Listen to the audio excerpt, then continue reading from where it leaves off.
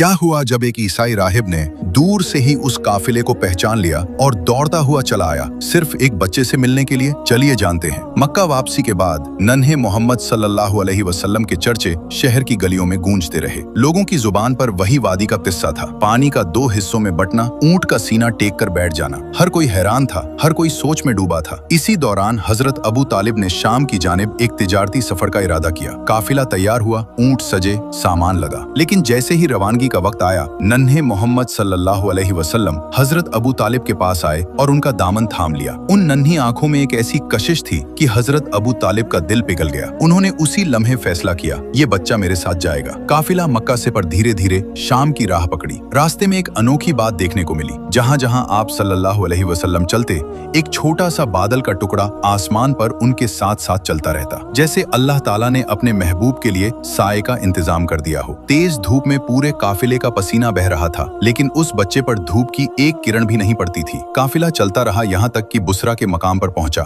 शाम की सरजमीन पर एक मशहूर पड़ाव। वहाँ एक गिरजाघर था जिसमें बहीरा नाम का एक ईसाई राहिब रहता था। वो बड़ा आलिम था, आसमानी किताबों का गहरा जानकार। जब काफिला करीब आया तो बहीरा राहिब अपनी खिड़की से देख रहा था। उसने काफिले को देखा तो उसकी आंखें फटी की फटी रह गईं। उसने देखा एक छोटा सा बादल उस काफिले के साथ साथ चल रहा है और उस बादल की छांव सिर्फ एक बच्चे पर पड़ रही है। बहीरा राहिब तुरंत नीचे उतरा। पहली बार उसने किसी काफिले को अपनी तरफ से दावत पर बुलाया। काफिले के लोग हैरान हुए, ये राहिब तो कभी किसी को नहीं बुलाता था, आज ये क्या हो गया। दावत पर सब बैठे। बहीरा राहिब की नजरें हर चेहरे पर टिकती और हट जाती। वो किसी को ढूंढ रहा था। आखिरकार उसने पूछा, क्या तुम सब यहाँ हो? कोई पीछे तो नहीं रह गया? लोगों ने कहा, एक छोटा बच्चा है, सामान की देखरेख में पीछे रुका है। बहीरा राहिब ने कहा, नहीं, उसे भी बुलाओ। जैसे ही नन्हे मोहम्मद सल्लल्लाहु अलैहि वसल्लम अंदर तशरीफ लाए, बहीरा राहिब उठकर उनके पास आया। उसने गौर से उनका चेहरा देखा, उनके कंधे पर मुहरे नुबुव्वत को देखा और उसकी आंखें भर आईं। वो पुरानी किताबों में पढ़ चुका था, आखिरी नबी की निशानियां, वो साया जो उनके साथ चलता है, वो मुहर जो उनके कंधे पर होगी,